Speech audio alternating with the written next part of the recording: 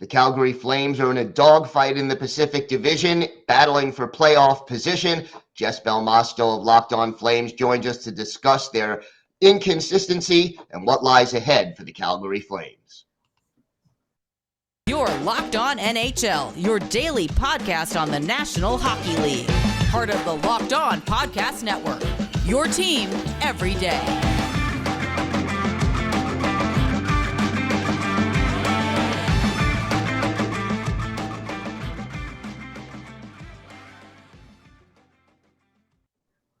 And welcome, everybody, to the Monday edition of the Locked On NHL Podcast. Gil Martin, so glad you could join us today, and thank you for making Locked On NHL your first listen every day. We are free and available on all platforms.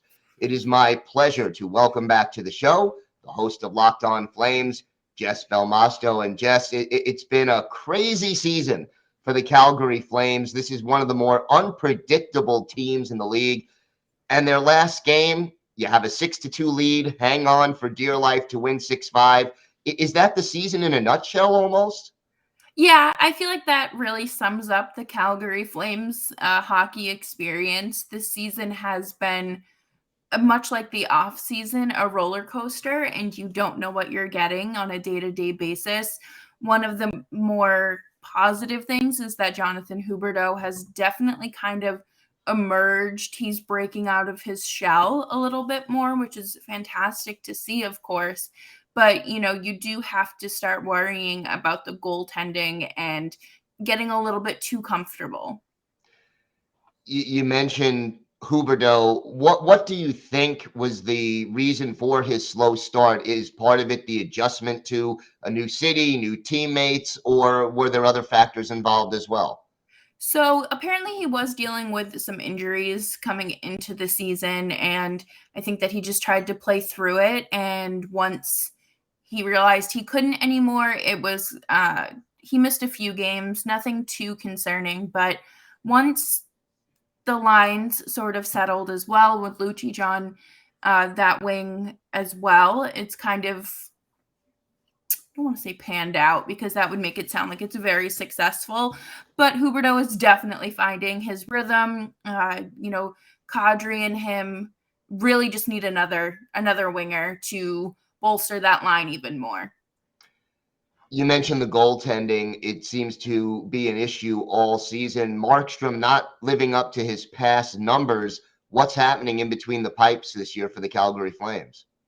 I think it could be a number of things. I know that him and his fiance are expecting a child, so I'm sure his mind is kind of elsewhere. He is a human being. So just like many of us that go to work, we're oftentimes distracted by our day-to-day lives. But I also think it's a matter of the defense that's playing in front of him.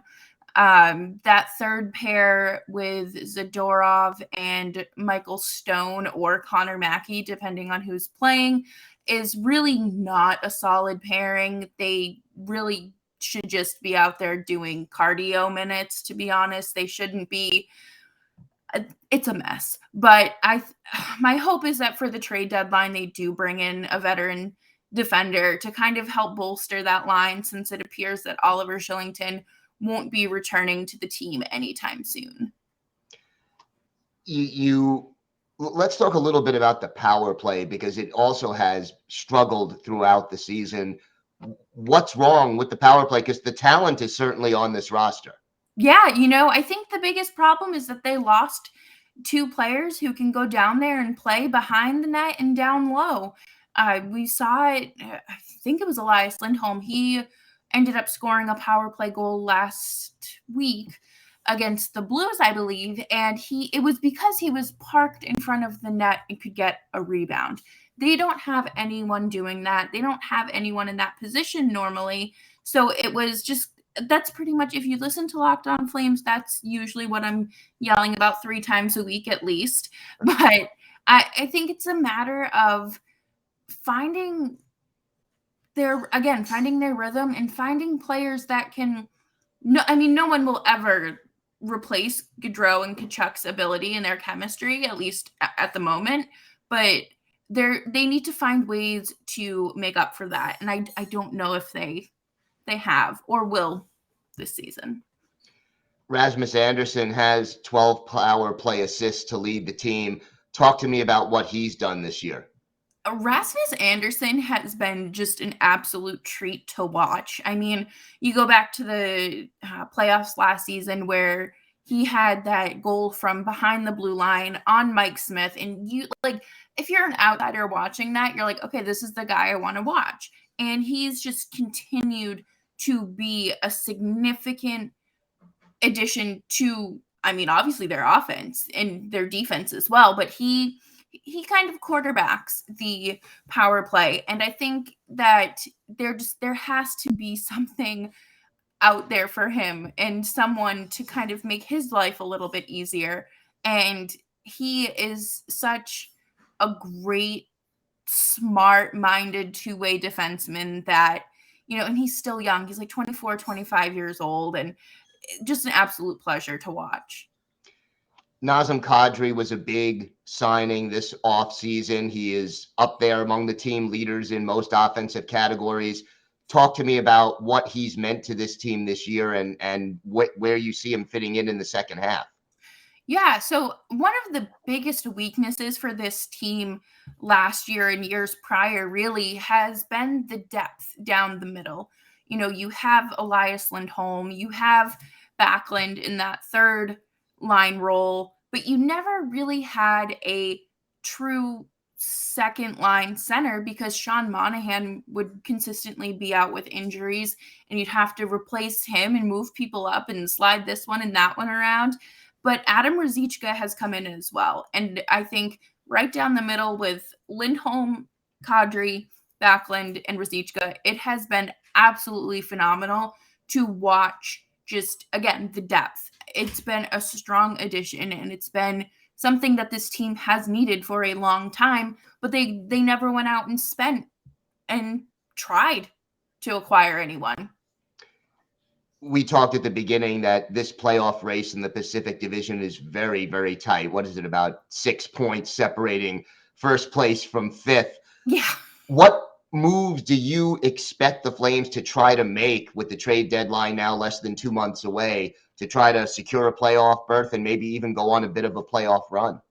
Yeah, I think it's kind of obvious that they do need to go grab another top six forward. They did last year with Tyler Toffoli, who I thought was going to be more of a middle six kind of guy, but he is up there on the top line with Lindholm and Dylan Dubé. So, I don't know. I think they will be shopping. I think it makes sense for them to be, actively looking. And of course, for that 6th and 7th defenseman role, they really need someone. And with it being the deadline and the salaries being prorated, I think that they're going to have some luck there when it comes to the cap constraints as well. Any player you think they'll be shopping to try to get some of these assets? It pains me to say this because Dylan Dubé has been an excellent asset to this team this year and last year as well. But he has been playing phenomenally. And I think that he is one of those guys that you kind of know will more than likely be moved because of what, his ceiling and what he provides, but then what you could also get in return. Makes sense. Jess, why don't you tell our viewers and our listeners where they could find the podcast and where they could find you on social media?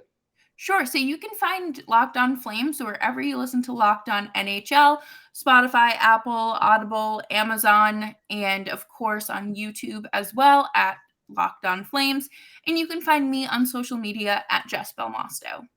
Jess, always a pleasure. Thank you so much for joining us. Thank you, Gil. I appreciate it. Today's episode is brought to you by your friends at Athletic Greens. Our next partner has a product I literally use every day. I started taking AG1 because I'm not a great pill taker. I wanted to take one supplement that would meet all of my daily nutritional needs. So what is this stuff? Well, with one delicious scoop of AG1, you're absorbing 75 high-quality vitamins, minerals, whole food source superfoods, probiotics, and adaptogens to help you start your day right. This special blend of ingredients supports your gut health, your nervous system, your immune system, energy, recovery, focus, and aging. All these things. And it's lifestyle friendly, whether you eat keto, paleo, vegan, dairy-free, or gluten-free. Right now, it's time to reclaim your health and arm your immune system with convenient daily nutrition. It's just one scoop in a cup of water every day, and that's it. No need for a million different pills and supplements to look out for your health. And to make it easy, Athletic Greens is going to give you a free 1-year supply of immune-supporting vitamin D and 5 free travel packs with your first purchase. All you have to do is visit athleticgreens.com/NHL Network. Again, that's athleticgreens.com/NHL Network to take ownership over your health and pick up the ultimate daily nutritional insurance.